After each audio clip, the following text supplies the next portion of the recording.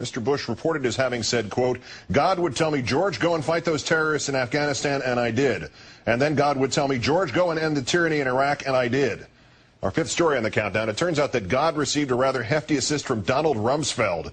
Newly released memos showing that Mr. Bush's defense secretary, having placed on the cover of his daily reports to the president biblical passages and corresponding war imagery that carefully framed the mission in Iraq as nothing less than a Christian crusade, what another faith might call a jihad.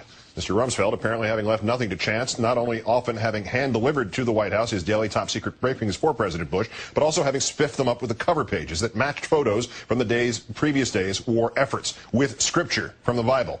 Among the examples, March 17, 2003, 2 days before the invasion, servicemen praying, their heads bowed before their rifles, quote, whom shall I send and who will go for us? Here I am, Lord, send me, Isaiah 6, verse 8. April 7, 2003, as U.S. forces launched their assault on Baghdad, a screen grab of Saddam Hussein on Iraqi TV, quote, it is God's will that by doing good you should silence the ignorant talk of foolish men, 1 Peter 2, verse 15.